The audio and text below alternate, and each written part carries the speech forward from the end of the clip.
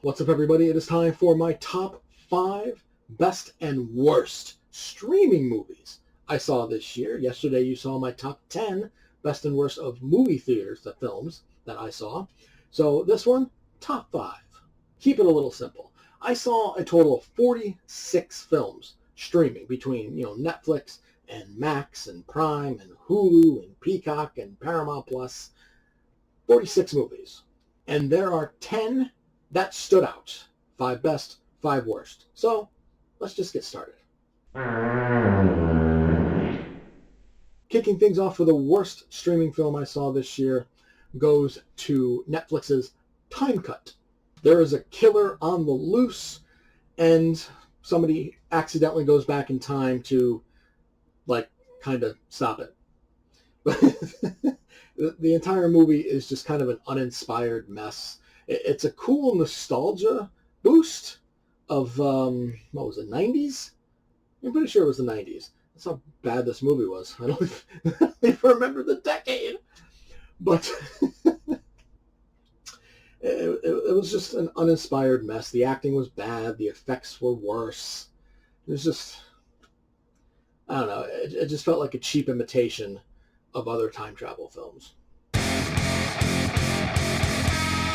Starting things off with the best streaming I saw this year goes to Netflix's Carry On, which is actually a newer movie. It came out just a couple of weeks ago.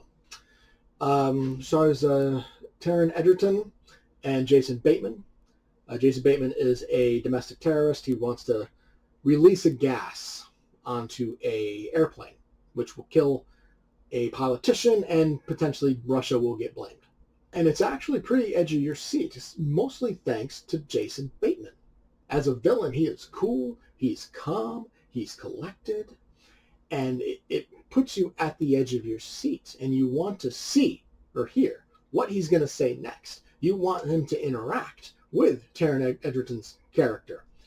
And the whole thing is just thrilling.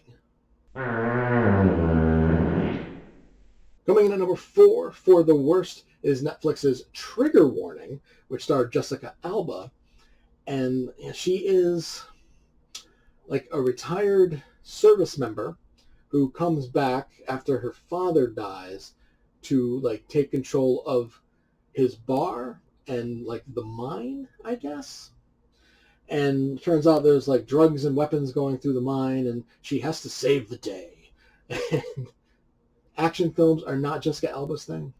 Not at all. Her actions are just kind of clunky. That's kind of the best way I can describe it, I guess. Clunky. And over the years, her acting has not improved. From beginning to end, the movie is just a boring mess. Number 4 for the best streaming, back to Netflix, Beverly Hills Cop, Axel F. I went into this with low expectations because the original Beverly Hills Cop is just an absolute classic. Beverly Hills Cop 2 is okay. Beverly Hills Cop 3, not that good.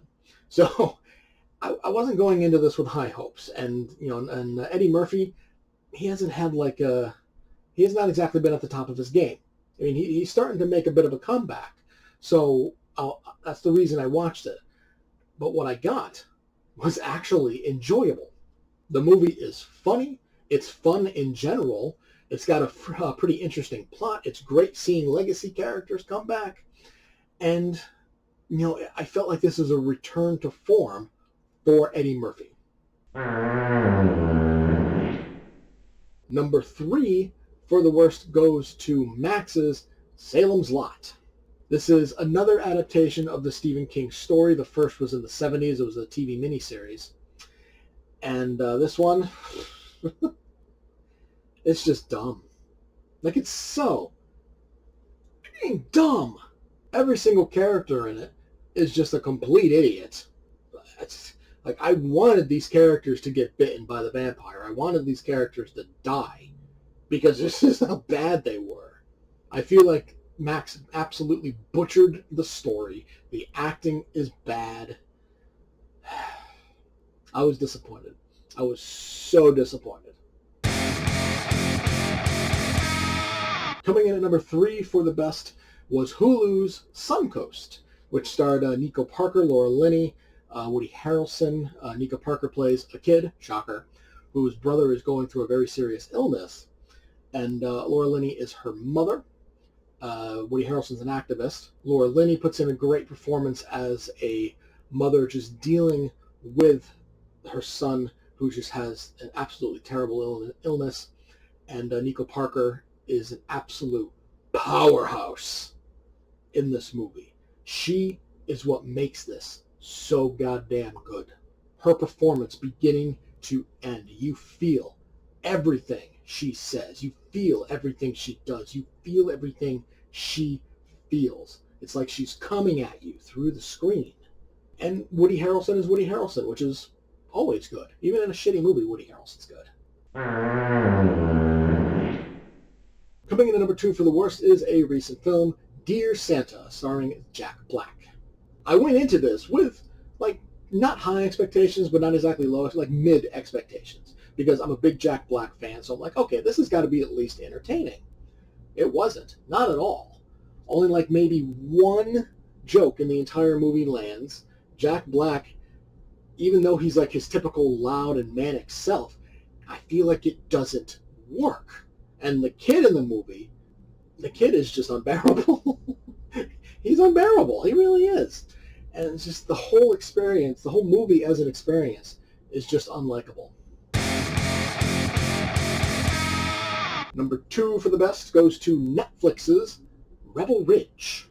Aaron Pierre is a Marine who all he wants to do is post bail for his brother, who is in jail, and he has to deal with an absolutely corrupt small-town sheriff's department. And the whole thing is edge of your seat. Everything Pierre's character does, you're watching in suspense, because this man is a fully trained Marine, and the small-town sheriff's department think they can defeat him.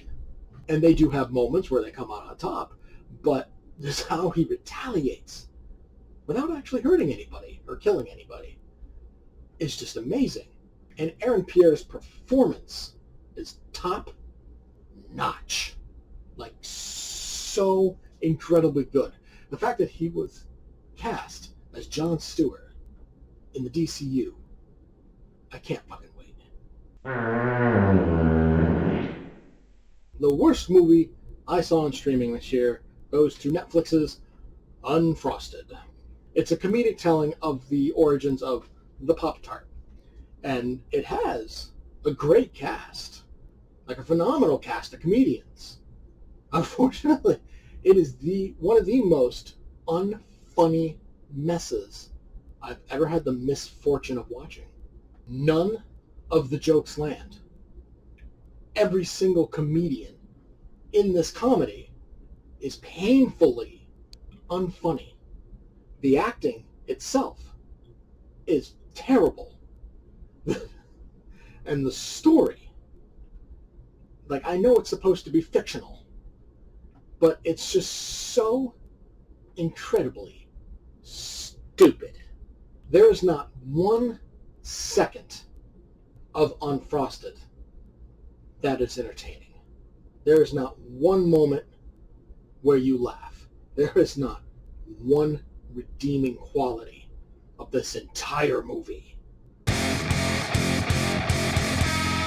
And now the best movie I saw on streaming this year goes to Netflix's Hitman, starring Glenn Powell, who gets caught up doing undercover work when his coworker couldn't in the police department. He just turns out to be so good at it, it becomes his main job. But the whole thing, Glenn Powell is hysterical, he is charming, he is funny, just everything about Powell's character you love. And the movie as a whole, from beginning to end, is legitimately entertaining. It is the best Netflix movie I've seen in such a long time. Well, this and Rebel Ridge, but Hitman was just that much better. So that's why it got number 1.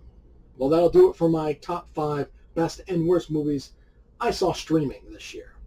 What were your favorite movies that you saw streaming? What were your least favorites? Don't forget to leave a comment to discuss. Leave a like if you enjoyed. Subscribe for more videos. And I'll see you next time.